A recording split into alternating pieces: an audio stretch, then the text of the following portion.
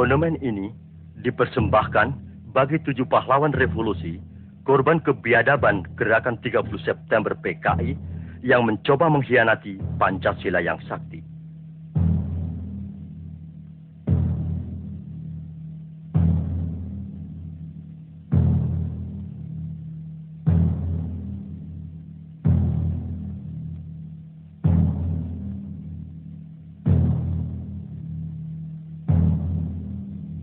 Cita-cita perjuangan kami untuk menegakkan kemurnian Pancasila tidak mungkin dipatahkan hanya dengan mengubur kami dalam sumur ini.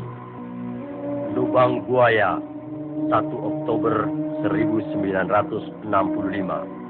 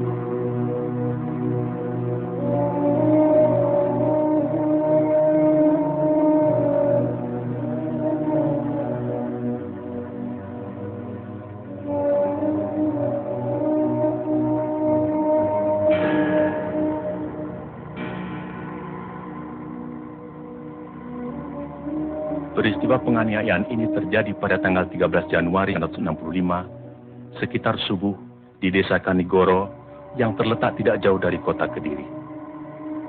Ribuan orang-orang PKI menyerbu tempat training center pelajar Islam Indonesia. Kecuali melakukan pemukulan terhadap seorang kiai dan beberapa orang guru, mereka menginjak-injak kitab suci Al-Quran. 2 hari kemudian, pada tanggal 15 Januari 1965, di suatu desa juga di Kediri, ribuan orang-orang PKI menyerang petani Sudarno dengan dalih sengketa sawah. Kepala desa yang mencoba meleraikan dan menengahi tidak luput pula dari pengeroyokan dan penganiayaan. Pada tahun yang sama, di Sumatera Utara, terjadi aksi sepihak PKI yang dikenal sebagai peristiwa Bandar Betsi. Peristiwa ini merupakan sengketa tanah milik negara dengan kaum tani yang menggarap secara tidak sah, dan sebenarnya persoalannya telah diselesaikan secara baik. Tetapi kaum tani kemudian dihasut oleh orang-orang BTI PKI untuk menduduki kembali tanah itu secara sepihak melawan pemerintah. Dalam peristiwa ini seorang petugas Peltu Sujono tewas karena dikeroyok dan dianiaya. Aksi-aksi sepihak yang didalangi PKI ini juga terjadi di Indramayu, Boyolali, Klaten, dan berbagai tempat lainnya di Indonesia. Sementara itu, sebenarnya, pada bulan Desember 1964, terungkap adanya dokumen tentang rencana perebutan kekuasaan yang akan dilakukan oleh PKI.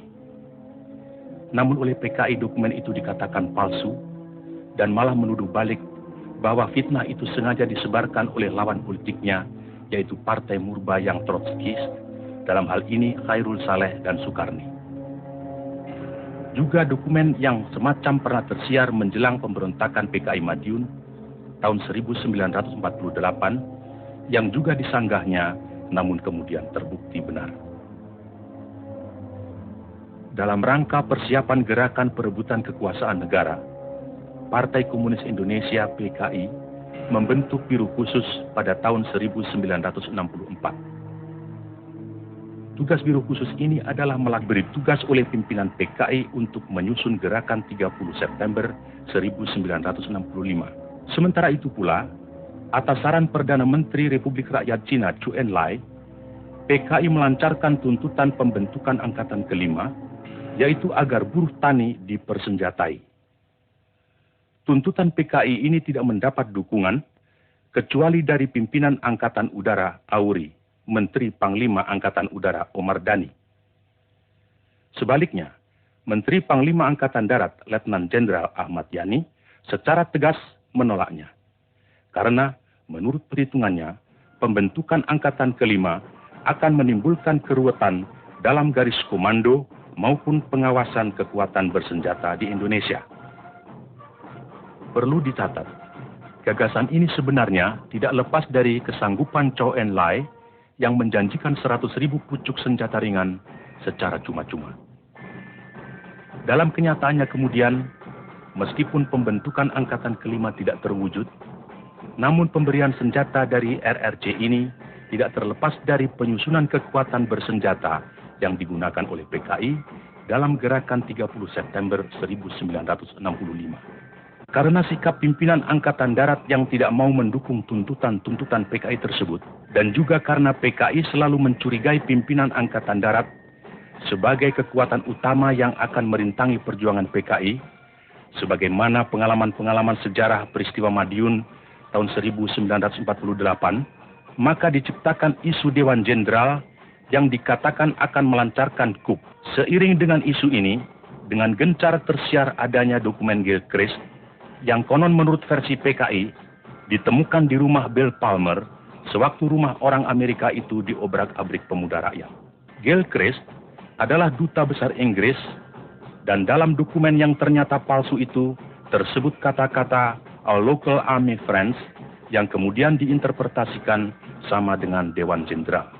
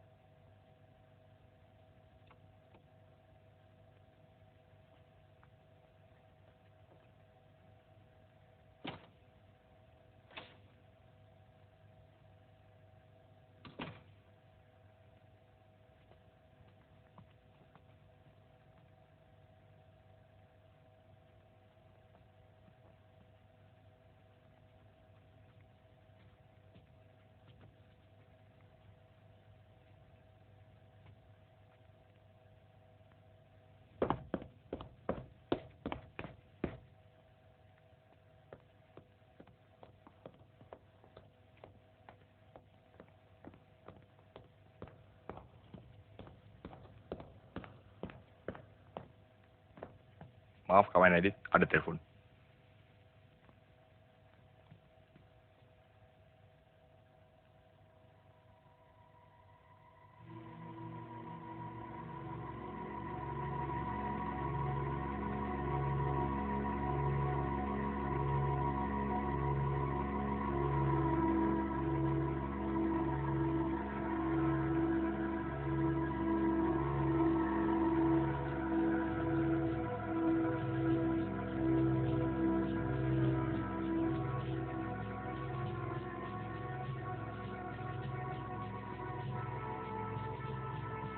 Bagaimana, Profesor Hu? 根据我们共同的诊断，苏总统的病情已经到了危险的状态。当然，这并不是说完全没有复原的希望，只是有两种可能性是对总统的议题极端不利，那就是若不全身瘫痪了，便是死亡。 Menurut Profesor Hu, keadaan kesehatan Paduka Yang Mulia Bung Karno cukup kritis. Tentu saja bukan berarti tidak ada kemungkinan sembuh. Tapi dua kemungkinan yang terburuk akan bisa menimpa Paduka, yaitu kemungkinan lumpuh atau meninggal.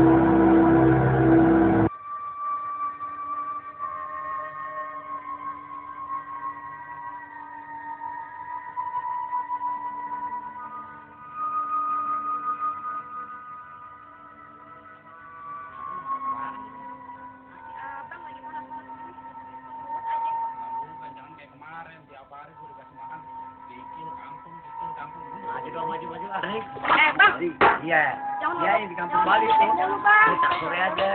Gampang.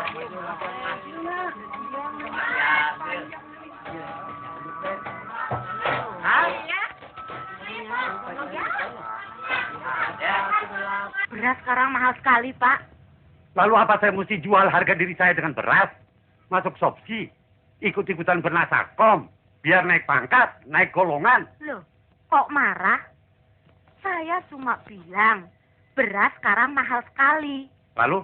Kalau jatah beras kita terus-menerus dicabut dari kantor, lama-lama kita bisa makan baju. Yang penting halal. Soal beras, soal dunia. Soal kedudukan, soal dunia. Loh, kok lewat depan? Pintu samping dikunci, Bu. Dapat berapa liter, Mbak? Seperti biasanya, Bu. Dalam keadaan bobrok seperti sekarang ini, kita harus lebih dekat kepada Allah. Dan jangan biarkan kita hanya mengeluh. Iman justru harus kita perteguh. Jangan mudah terbujuk oleh apapun. Juga jangan takut kepada ancaman komunis, Sopsi, fana semua itu. Kalau bukan sekarang, bukan kita yang memenangkan peperangan ini. Insya Allah anak-anak kita. Insya Allah anak-anak kita yang akan menegakkan kebenaran di negeri ini. Saya yakin komunis dan kaum materialis akan hancur di mana-mana. Manusia tidak akan mampu selamanya bersombong. Seperti putra Nabi Nuh. Tidak lama lagi Hanif akan jadi orang. Insinyur pertanian.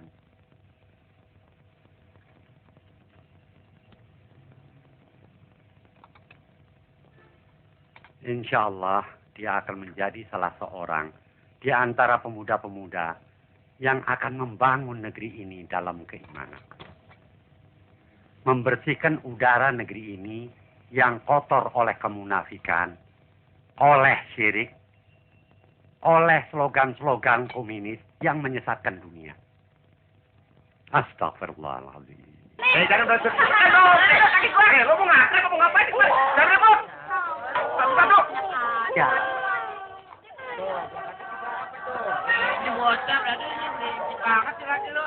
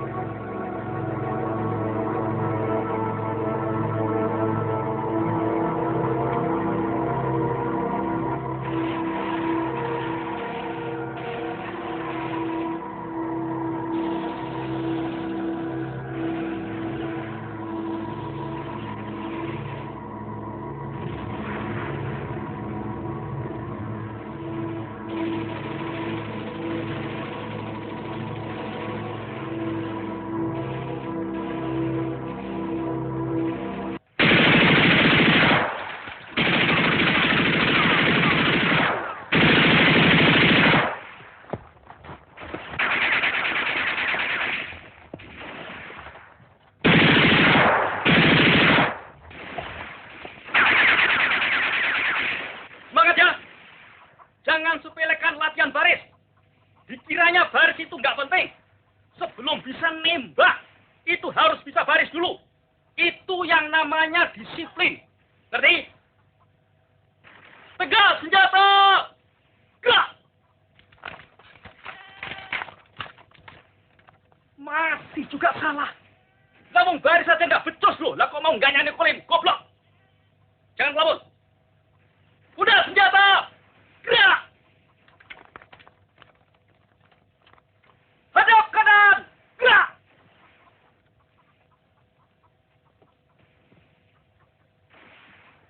Perhatikan! Maju! Jalan! 1, 2.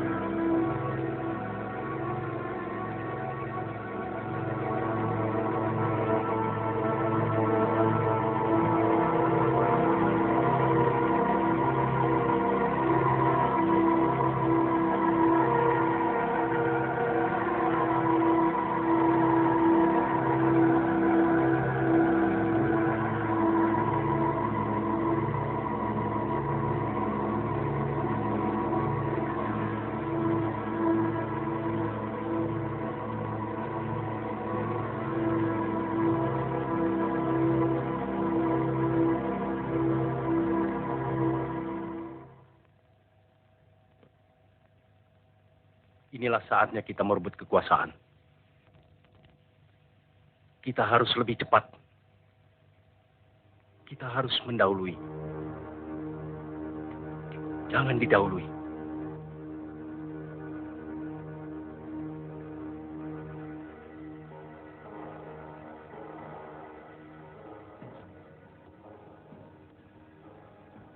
Menurut kawan Aidi, isu Dewan Jenderal yang berhasil kita hembuskan harus terus kita sebarkan secara lebih gencar sampai masyarakat betul-betul yakin bahwa isu itu benar. Sementara itu, kita harus terus mendesak Bung Karno untuk membungkam lawan-lawan kita. Pokoknya, Pers harus mutlak kita kuasai. kawan Sam. Sekarang kita sedang memasuki tahap yang paling menentukan dan sangat gawat dalam sejarah perjuangan partai. Jangan harap jenderal-jenderal kapitalis itu akan membiarkan kita atau partai hidup begitu Bung Karno kehilangan kekuasaannya. Setelah 5 Oktober nanti, berapa lama lagi, Sam? Kurang 2 bulan lagi. Angkatan Darat pasti akan mengganyang semua kekuatan progresif revolusioner sampai tuntas habis.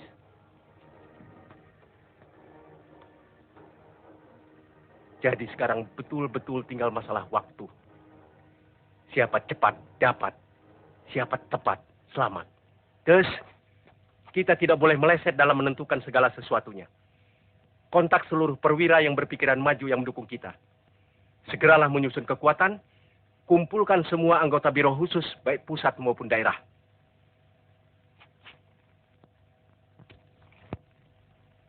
Saya optimis. Saya yakin sekali segala sesuatu di muka bumi ini berpihak pada kita. Saya betul-betul optimis.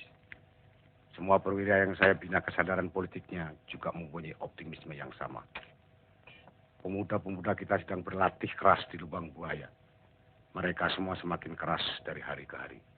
Juga mereka semakin kuat dari waktu ke waktu. Seperti ajal bagi Nikolin dengan antek-anteknya. Tapi saya ragu. Apakah ajal Bung Karno benar-benar sudah dekat seperti perkiraan tim dokter LRT? Cepat atau lambat, ajal itu pasti datang. Cepat atau lambat, jenderal-jenderal itu terus menghimpun kekuatan. Dan saya tidak ingin kalah cepat. Kemungkinan coup yang akan mereka lakukan akan memperoleh kesempatan yang baik pada hari 5 Oktober nanti. Pada saat itu mereka akan mampu menghimpun kekuatan secara maksimal. Dan saya tidak menghendaki hari itu tiba untuk mereka. 1 detik pun kita tidak boleh kalah. Hubungi kawan-kawan.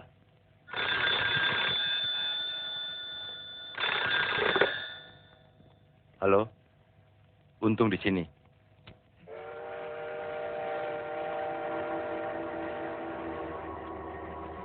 Kawan Ketua Edit berpesan agar gerakan-gerakan yang akan kita lancarkan harus bersifat terbatas dan akan merupakan gerakan militer. 2, sasaran utama gerakan adalah para jenderal yang tergabung dalam apa yang dinamakan Dewan Jenderal dan atau jenderal-jenderal atau tokoh-tokoh yang anti partai, yang komunis tokobi. 3, gerakan ini harus menguasai instalasi-instalasi vital seperti Telkom, RRI, PTT, kereta api, dan lain-lain. Untuk memimpin gerakan, kita sepakat mengajukan 3 orang calon. Yang terdiri dari perwira-perwira berpikiran maju, yaitu Letnan Kolonel Untung, Komandan Batalion dari Resimen Sakarbirawa, Kolonel Infanteri Latif, Komandan Brigif 1, Kodam 5 Jaya, dan Mayor Udara Suyono, Komandan Pasukan Pengawal Pangkalan Udara. Ada koreksi? Sudah tidur semalam. Itu mereka bubar.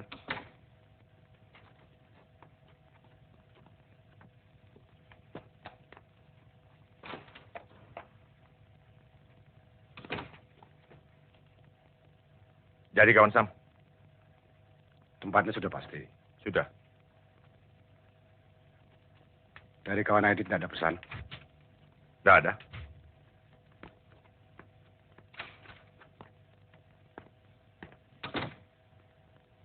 Sudah kawan Sam?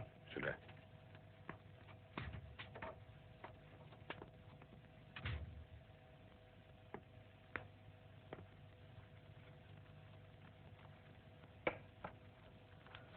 Sebelum Ketua Edit berkomentar, saya ingin kawan Sam lebih dulu menilai karya saya ini.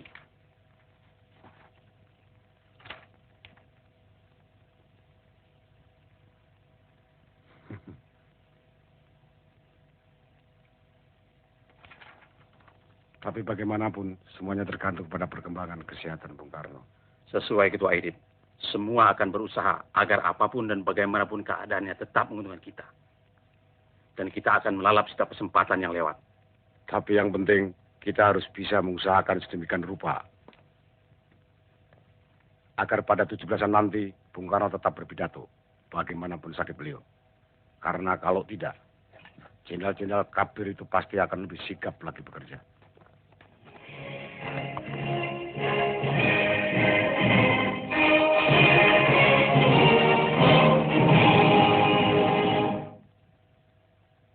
Selanjutnya, Paduka Yang Mulia Presiden, pemimpin besar revolusi, Bung Karno, akan memberikan amanat.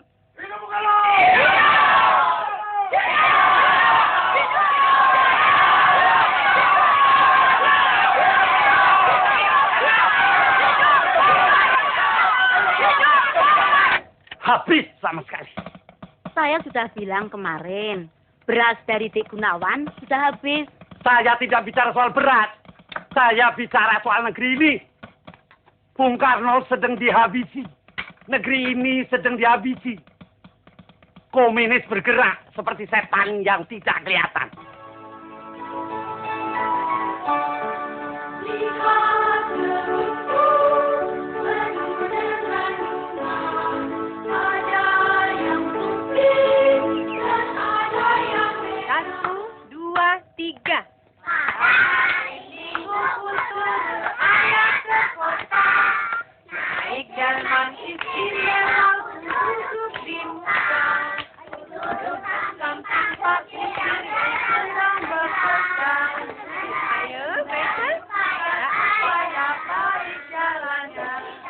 Jangan bercanda-canda ya, ayo nyanyi.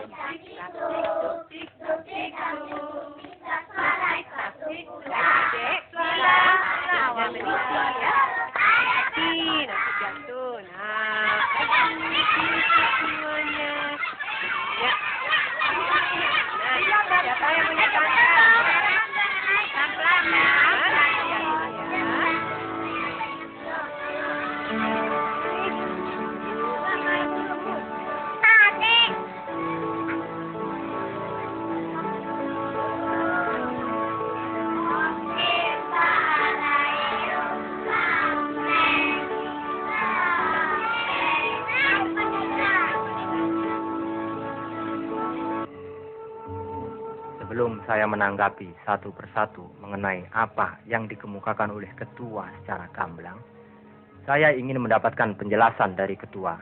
Bukan berarti saya meragukan mengenai Dewan Jenderal. Dari mana ketua mendapat info mengenai hal itu? Terus terang saya harus mengemukakan kekhawatiran saya demi perjuangan dan masa depan partai. Bukan tidak mungkin isu itu sengaja diciptakan lawan kita sendiri dengan tujuan memancing-mancing kita sehingga kita dipaksa konfrontasi secara terbuka. Sebelum membahas hal lain, saya minta ketua menguraikan isu Dewan Jenderal secara terperinci. Terima kasih.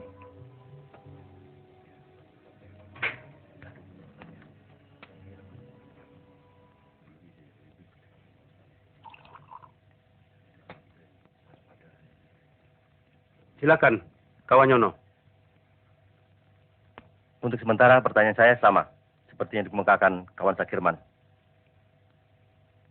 Kalau begitu barangkali kawan Sanusi masih punya pertanyaan. Silakan. Terima kasih. Untuk menyingkat waktu, saya hanya akan memukakan pertanyaan-pertanyaan pokoknya saja. Pertanyaan pertama, sama dengan pertanyaan kawan Insinyur Sakirman, yaitu mengenai info Dewan Jenderal. Apakah sumbernya dapat dipercaya? Dan yang lebih penting, apakah hal itu sudah dicek kebenarannya? Pertanyaan kedua, apakah hal yang serius serta menyangkut masa depan partai ini sudah pernah dibicarakan dalam rapat Dewan Harian Politbiro dan bagaimana pertimbangannya?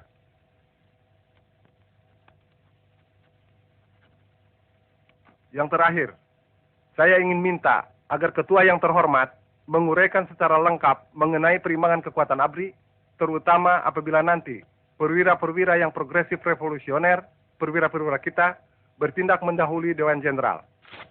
Ini betul-betul menyangkut nasib dan masa depan partai. Terima kasih.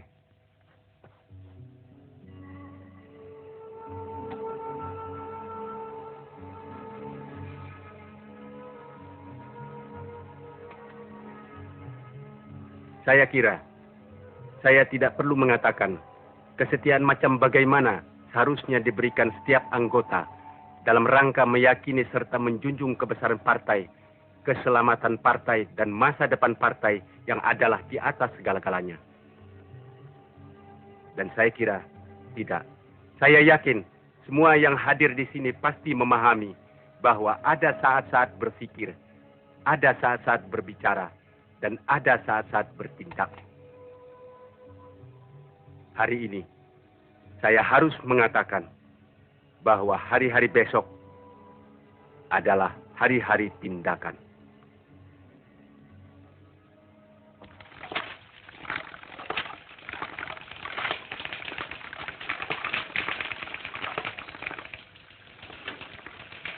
Hari ini harus kelar ya. Kalau perlu lembur sampai malam. Baik, Pak.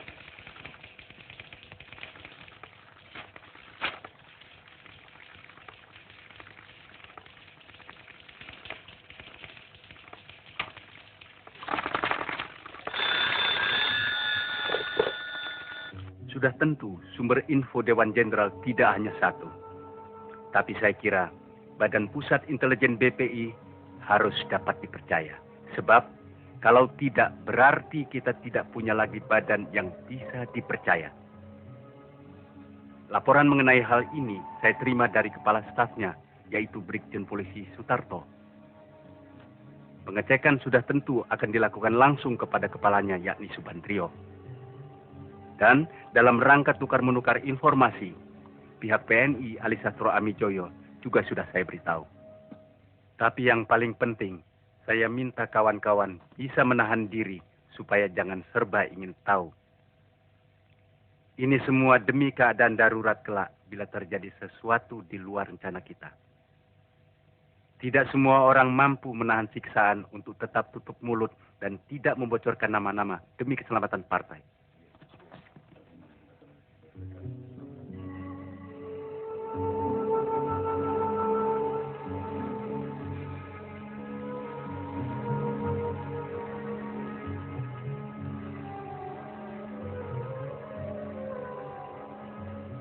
Karena itu saya tidak berani menyebutkan nama-nama perwira yang berpikiran maju atau penjelasan detail lainnya sehubungan dengan pertanyaan yang terakhir. Secara umum saya berani menyatakan bahwa pengaruh partai di kalangan angkatan bersenjata umumnya dicerminkan oleh kekuatan partai di daerah itu. Jadi pengaruh kita di Jawa adalah baik, kecuali di daerah Jakarta Raya, dan yang terbaik adalah di Jawa Tengah. Kecuali itu, ada faktor yang menguntungkan kita. Karena ada ketidakkompakan di kalangan Dewan Jenderal, yaitu antara Nasution dan Yani tentang waktu pelaksanaan perebutan kekuasaan. Sementara Alri dan Akri dapat kita netralisir, karena kedua angkatan ini sedang sibuk dengan urusan intern mereka sendiri. Sementara Auri akan membantu memberikan fasilitas. Maaf, interupsi. Apakah ketua berpendapat suatu aksi akan dapat sukses kalau aksi itu hanya dilakukan di Jawa saja? Terima kasih. Menurut pendapat saya, kunci kemenangan adalah Jawa. Siapa bisa menguasai Jawa, itulah yang menang. Lihatlah PRRI Permesta yang praktis telah menguasai beberapa pulau di luar Jawa. Karena Jawa tidak mereka tarik, maka akhirnya mereka gagal. Jadi Jawa adalah kunci. Sebelum kita tutup sidang Politbiro ini, yang diperluas. Ya, yang diperluas.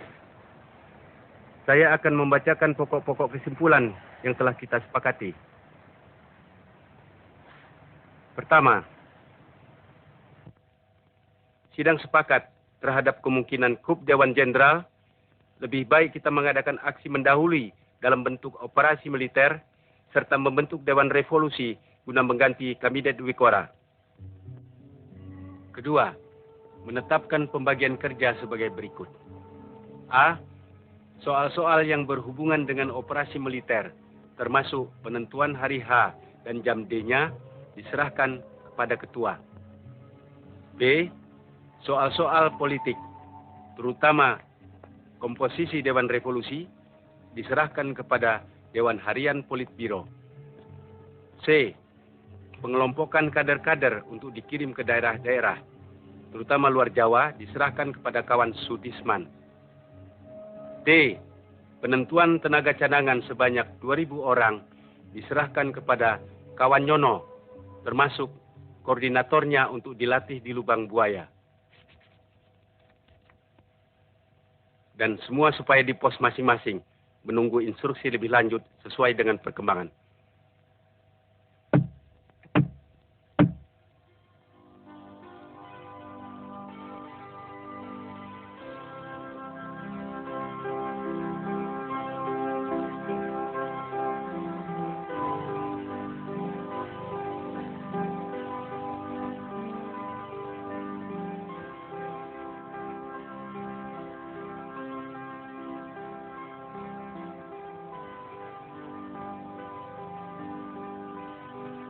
sama seperti ayah? Sudah sama.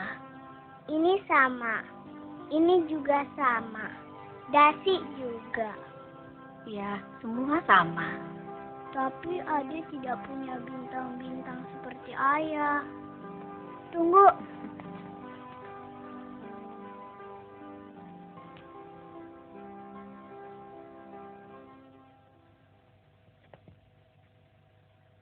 Aduh, anak mama bukan main. Sudah, cakep. Tuh, nggak ada. Apanya nggak ada, Via? Ade mau bintang di dada. Oh, mesti berjuang dulu, baru boleh dapat bintang. Tapi boleh Via buatkan besok kalau adik lebih pintar berhitung. Ayah pulang tuh.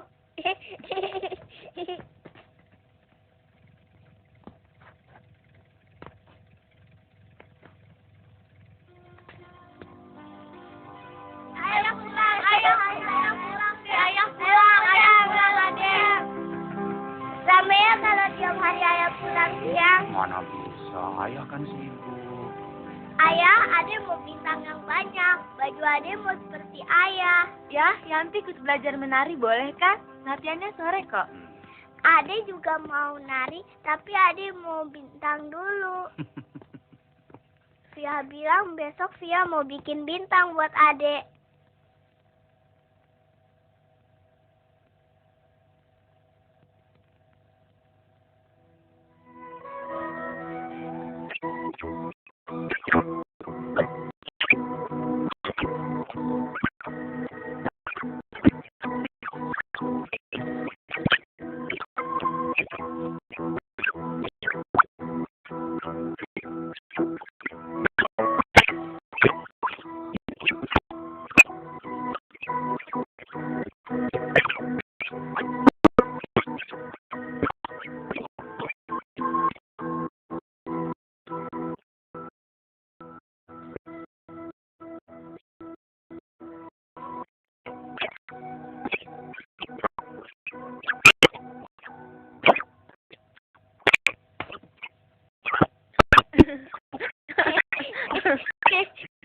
Bisa baca dalam gelas.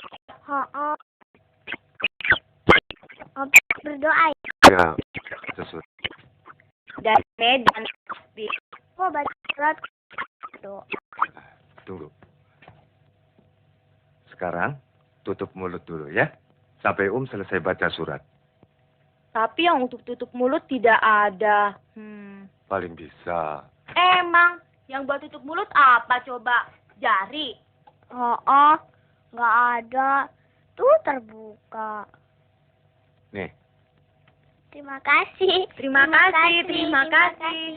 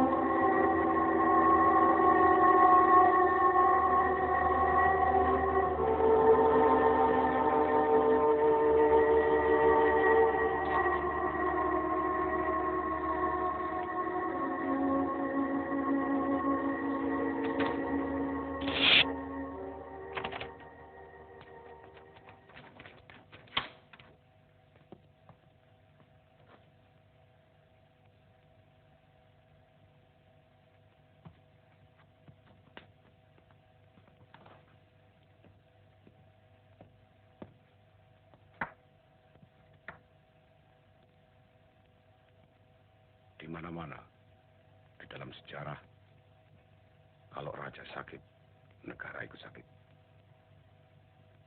Malam ini saya ingin menyampaikan berita yang cukup gawat mengenai adanya Dewan Jenderal yang akan melakukan suatu gerakan apabila Bung Karno wafat. Kawan-kawan dalam barisan, para perwira yang progresif revolusioner terpanggil oleh suatu kewajiban suci. Mulai malam ini, siapa saja yang merasa sebagai perwira muda berpikiran maju harus saling merapatkan barisan.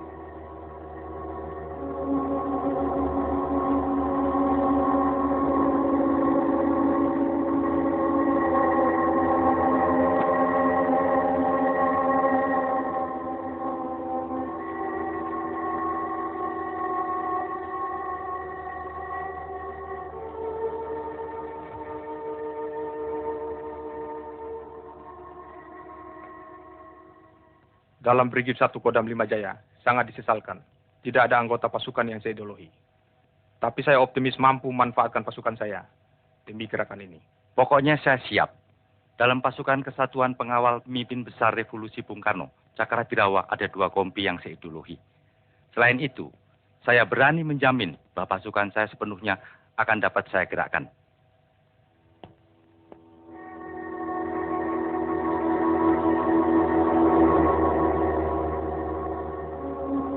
Jadi kekuatan militer di Jakarta Raya ada 60.000 orang yang terdiri dari Depat, Kodam, Kodim, Kostrat, dan lain-lain, termasuk RPKAD dan pasukan yang ada di Cijantung. Artinya kita perlu mengimbangi kekuatan itu dengan menggerakkan massa yang progresif, revolusioner, di samping tambahan pasukan-pasukan yang kita bina dari Jawa Tengah dan Jawa Timur. Saya telah mendapat jaminan dari Meo Sukirno bahwa pasukannya Batalion 454 akan dapat digunakan. Saya juga optimis mengenai Batalion 530. Lalu, untuk memimpin gerakan militer ini, siapa orangnya? Dalam hal apa saja, kita harus hati-hati. Gerakan ini harus mengesankan suatu gerakan murni intern Angkatan Darat. Karenanya, Letkol Untung sebagai orang baru di Jakarta dan boleh dikata tidak dikenal, sangat tepat untuk memimpin gerakan. Faktor ini juga ditambah dengan kedudukan Letkol Untung sebagai Komandan Satwal Cakra. Sesuai dengan tema gerakan, yaitu menyelamatkan pemimpin besar revolusi Bung Karno. Maka sebagai pengawal pribadi, Letkol Untung sangat tepat.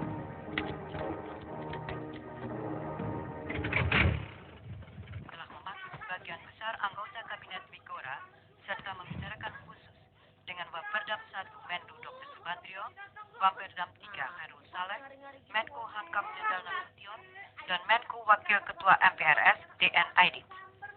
Dalam pertemuan tersebut, Presiden Pemimpin Besar Revolusi Bung Karno meminta laporan-laporan dari para pembantu-pembantunya sehubungan dengan akan diadakannya sidang paripurna Kabinet Bigora.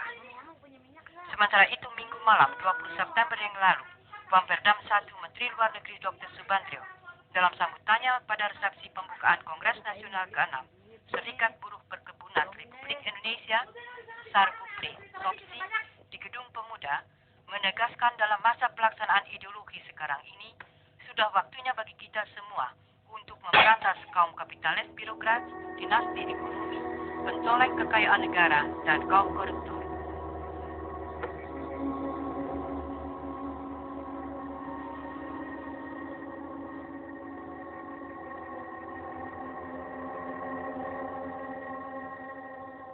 Supaya tidak memperluas front, menurut kawan Aidit. Sasaran penculikan supaya dibatasi hanya ke 7 jenderal yang sudah disepakati dan tidak menambahkan nama-nama Hatta, Khairul Saleh, dan Sukendro. Jadi jelas sasaran penculikan adalah Jenderal Nasution, Jenderal Yani, Jenderal Suprapto, Jenderal Parman, Jenderal Haryono, Jenderal Penjahitan, serta Jenderal Sutoyo. Saya kira cukup jelas. Sekarang saya persilakan Kolonel Latif untuk menguraikan rencana operasinya dan kawan Letnan Kolonel Untung silakan menanggapinya bila perlu.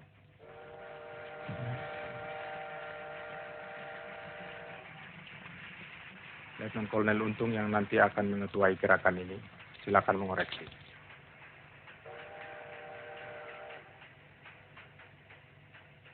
Operasi akan dibagi atas 3 komando, yaitu Komando Penculikan dan Penyergapan, Komando Penguasaan Kota, dan ketiga Komando Basis. Komando Penculikan diberi nama pasukan Pasopati, akan dipimpin oleh Letnan 1 Dul Arif. Tugasnya mengambil para jenderal hidup atau mati. Komando Penguasaan Kota diberi nama pasukan Bima Sakti akan dipimpin oleh Kapten Suradi. Sedangkan Komando Basis akan dipimpin oleh Mayor Udara Gatot Sukrisno dan pasukan ini dinamakan pasukan Gatot Koco atau Pringgondami. Semua itu di bawah pimpinan Letnan Kolonel Untung yang akan dibantu oleh sebuah dewan pimpinan terdiri dari Brigjen Suparjo, Letnan Kolonel Heru Atmojo, Kolonel Laut Soekardi, dan Ajun Komisaris Besar Polisi Anwas. Adapun Brigjen Suparjo yang pada saat ini di Kalimantan Barat sebagai Panggur 4 akan datang tidak lama lagi.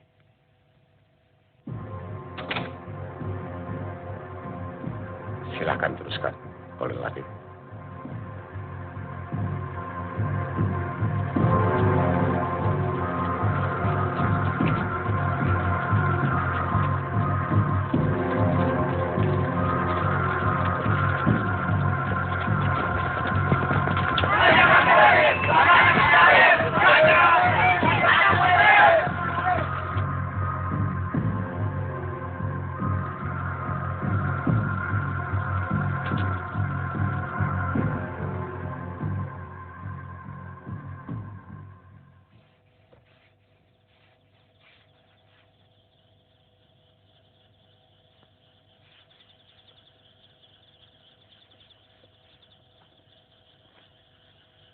Saya harap segala sesuatunya cukup jelas.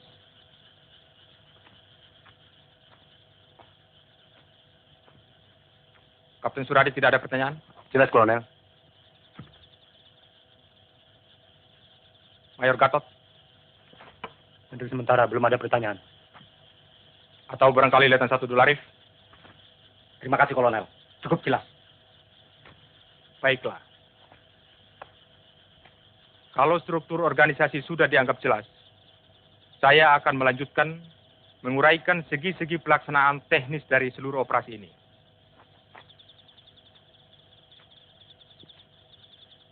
Terutama sekali mengenai tugas utama pasukan Pasopati yang akan dipimpin oleh Letnan 1 Dolarif. Tugas yang boleh dikatakan merupakan kunci keberhasilan dari seluruh gerakan ini, yaitu menculik beberapa tokoh Dewan Jenderal. Sedemikian pentingnya tugas penculikan ini, sehingga boleh dikatakan merupakan tugas inti. Jadi kegagalan dalam gerakan ini berarti kegagalan total gerakan. Jadi apapun dan bagaimanapun, tugas ini harus berhasil. Hidup atau mati.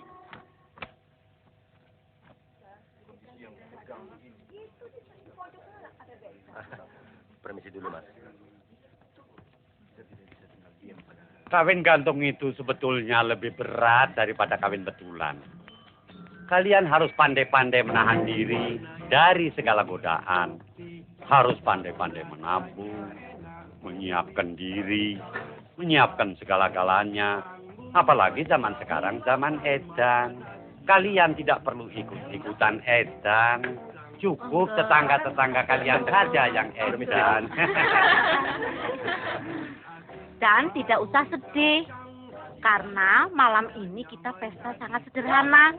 Untung saja kita tidak makan kerikil. Untung kita tidak makan burdur, Bu. Harus ada orang kuat yang berani merubah keadaan ini. Bagaimana mungkin kita akan mampu mengawasi angkatan kelima? Apa tidak semeraut nanti? Dan apa OPR tidak cukup? Kacau. Sudahlah. Semua ini masalah politik. Dan biangnya adalah PKI. Yang kita sayangkan, bahaya komunis ini bukan saja tidak dibendung, malah diberi peluang oleh Nasakom.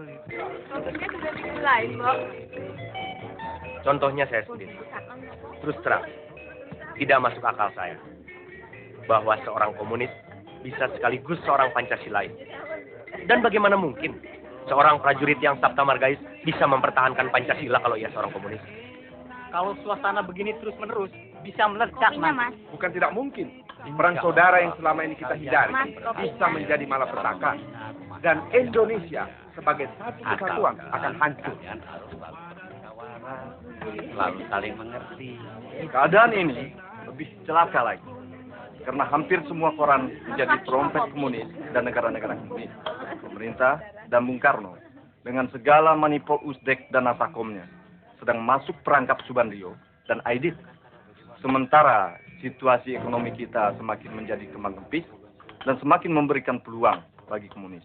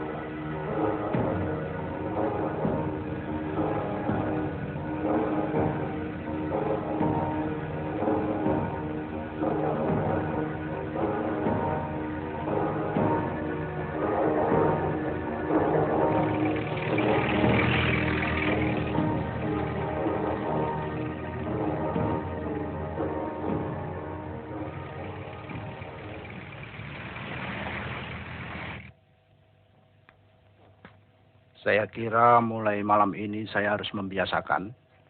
Sekalipun resminya saya ini Brigjen, tapi dalam gerakan ini saya wakil Saudara Untung.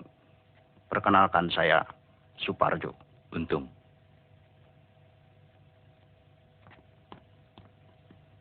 Sukses.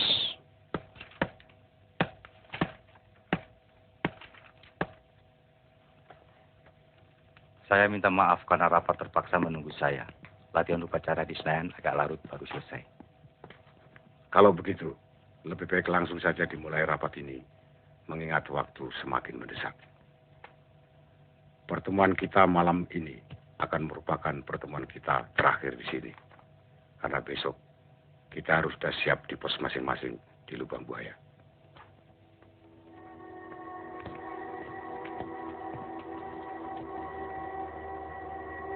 Karena itulah, semua kawan sepakat bahwa gerakan kita beri nama Gerakan 30 September.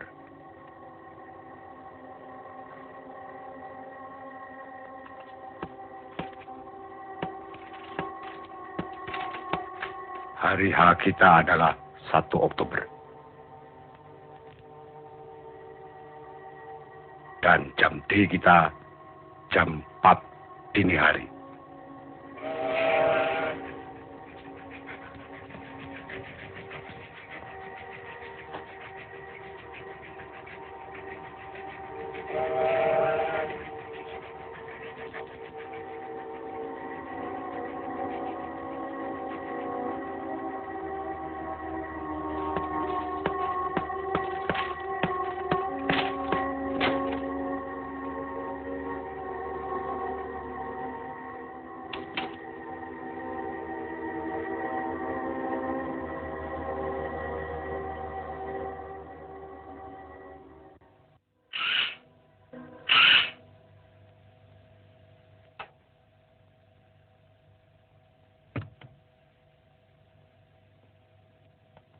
Adek, kok ikut-ikutan keluar?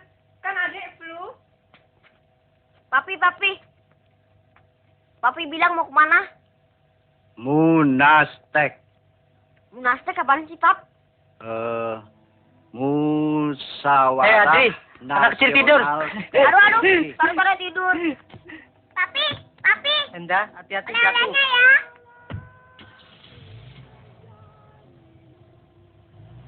Ya. Dah. Papi. Dah, Papi.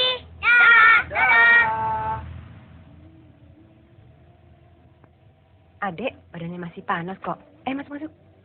Adri?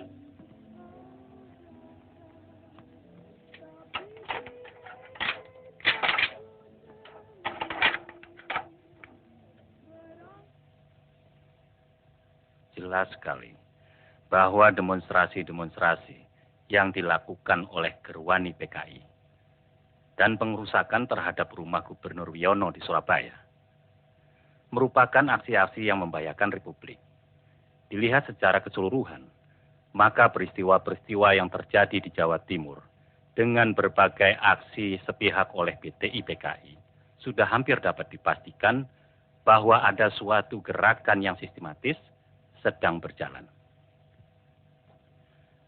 Untuk semuanya ini, kami merasa perlu menghadapkan langsung Mayor Sugianto sendiri selaku saksi utama dalam peristiwa tanggal 27 September yang baru lalu. Semua ini tidak bisa kita biarkan terus-menerus, sehingga keadaan makin bertambah kacau. Kami sungguh-sungguh sangat prihatin sekali. Masyarakat kelihatan semakin resah.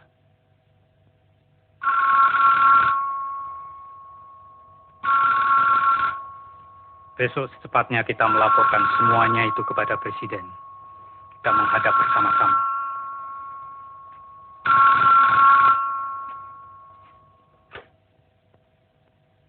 Ya, halo.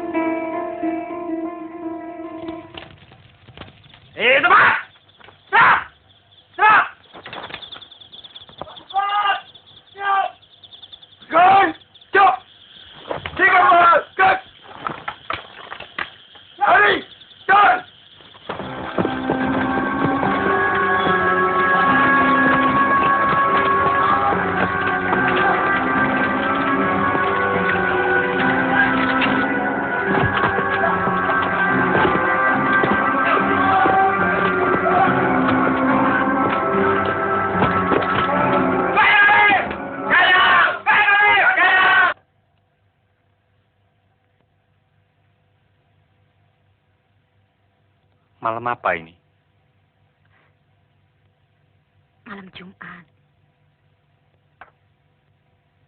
Jumat apa? Jumat Legi. Kenapa?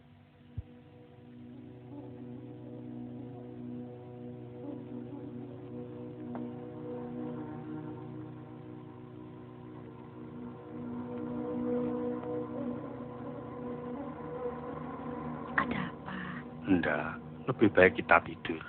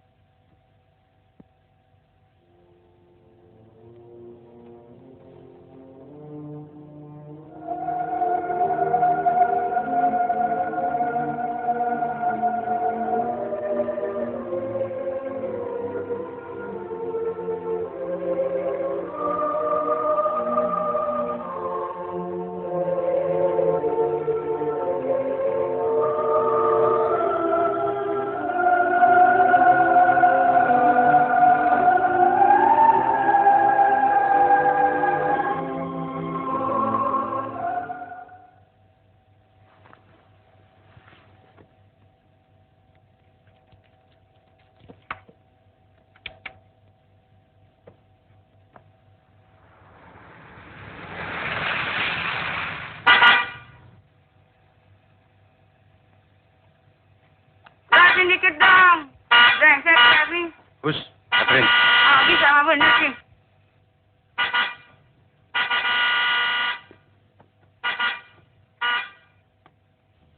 Aduh. Masya. Masya.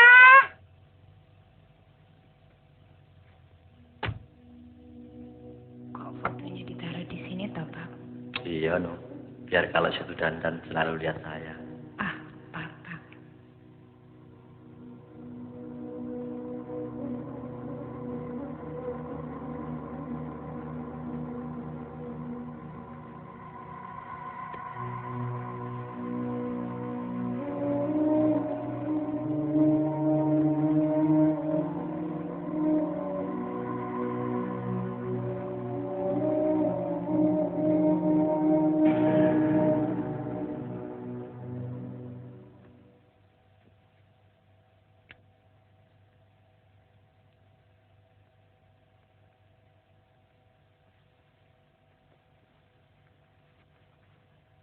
Masih demam?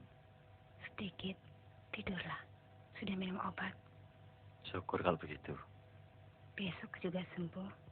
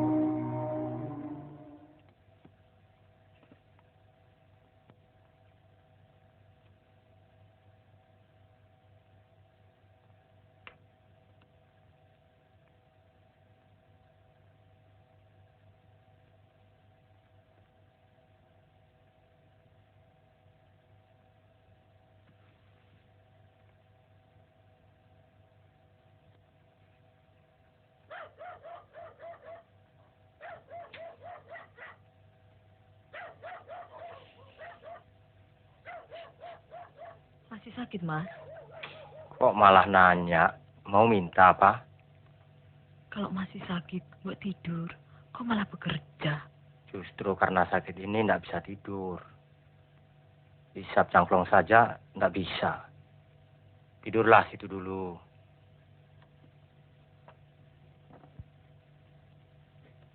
Kabar apa itu, Mas? Rencana Museum Perjuangan di Jogja. Loh, kok kayak kuburan toh?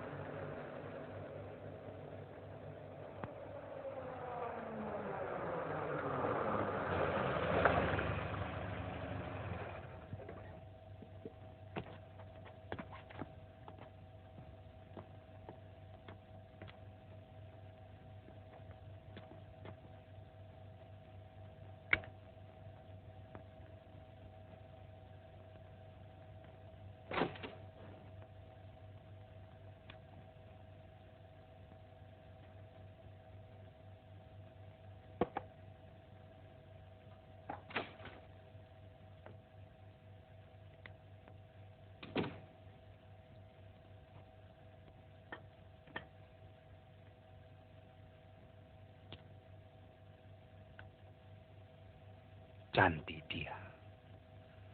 Dan pintar.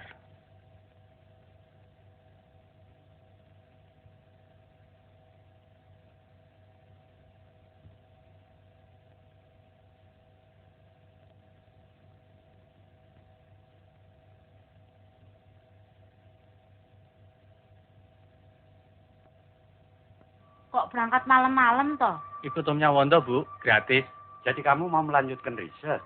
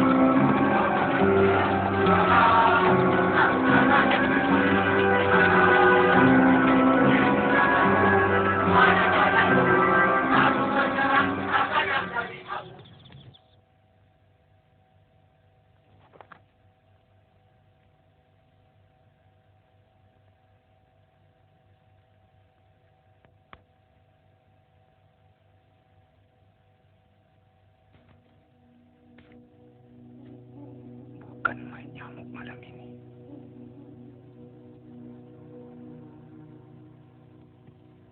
Hidup atau mati. Semuanya semacam kontrak. Mengenai markas gerakan, kita bagi menjadi dua, yaitu Sentral Komando 1, Senko 1 di Gedung Penas. Senko 2 di Komplek Halim di Rumah Sersat Udara Ani Suyatno. Kawan Aidit sebagai pemimpin tertinggi gerakan ini akan bermarkas di Senko 2 Halim. Sedangkan pimpinan pelaksana, termasuk saya selaku komandan gerakan militer, akan bermarkas di Senko 1 di Gedung Penas.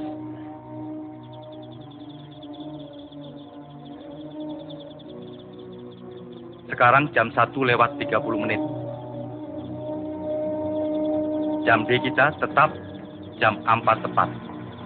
Dan jam D1 adalah jam 3 tepat.